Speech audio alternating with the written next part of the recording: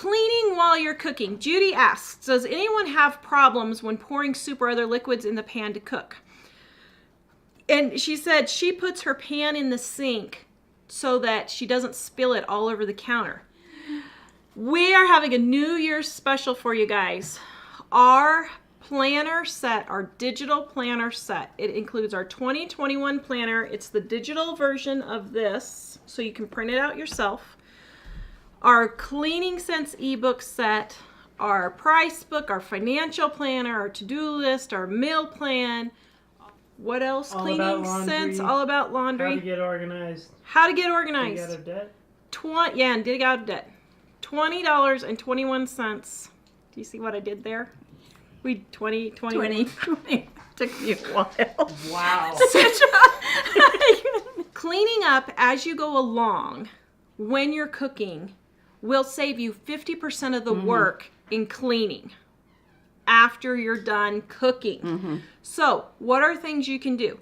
Like Judy said, put the pan, I hold the pan over the sink when I'm pouring. Whether you're pouring milk or something else that you think you might spill, do it over the sink. I put the sugar container in the sink when I go to pour it. When you fill the canister, don't pour on the counter, pour the sugar, put it over the sink. The spoon goes in the empty can so that I don't even have to wipe a spoon rest. I just throw the can away when I'm done cooking.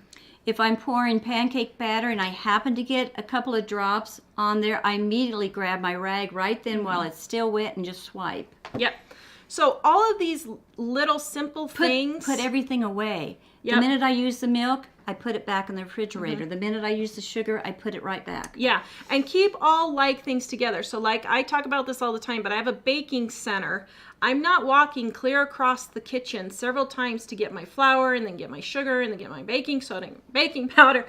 I have it all right on the counter above the area where I do most of my baking. So all I have to do is open the cabinet doors, pull out the baking powder, put it back up, pull out the salt, put it back up. And guys, have more than one item. Yeah. I have 1, 2, 3. 3 salts. I have 4. I have 3 salts. I have 4 salts in my 15 by 16 kitchen probably, because I have one in my baking center. I have one sitting on my stove that I pick up right away. I have one in my spice rack for when I need larger quantities of salt. And then I have one on the kitchen table for us to use as we cook. Yeah. So make it easy for yourself. Guys, all of these extra steps that people take are wearing you out. Yeah. It's just where. That's why you don't want to cook. Yeah. That's why you're spending money. You're making it much harder than it needs to be. Really. Yeah, that's why you're spending money eating out when you don't need to be. Another thing when you're cleaning as you go, as you cook, make sure you put the dishes either in the dishwasher or else you put them in the sink, and that type of thing. As soon as you're done using this pan or whatever you're using, put the things into soak as soon as you're done with it, because I let my pan soak while I'm eating dinner, and then when I get ready to wash the pans, if it's something I used up to the last minute, it's all soaked clean. I just wipe it out and that type of thing. Yeah, so those are easy ways to help save steps when you're cooking in the kitchen.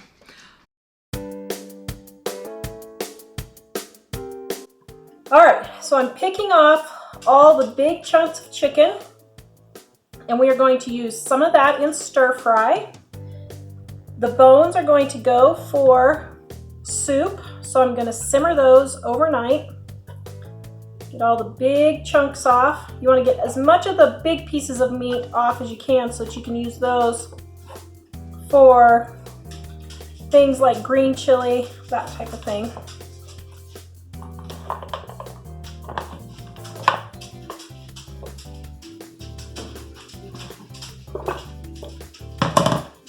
Then we're going to fill our crock pot with water, and then we're going to let our bones simmer all night on low. I don't add anything else to my chicken except for a little bit of salt or seasoned salt if you would like.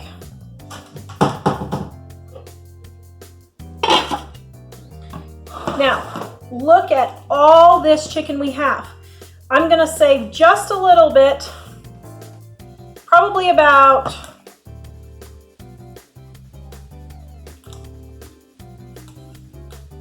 I'm gonna save about this much to the side.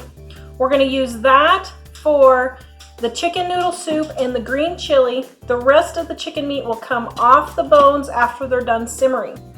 Then what I'm gonna do is I'm gonna divide the rest of this, and I'm gonna use this for our stir fry and this for chicken sandwiches. So for our first dinner, we had roasted chicken with a corn muffin, baby carrots, a cutie, and for dessert, a cupcake. This whole entire meal cost me around 70 cents.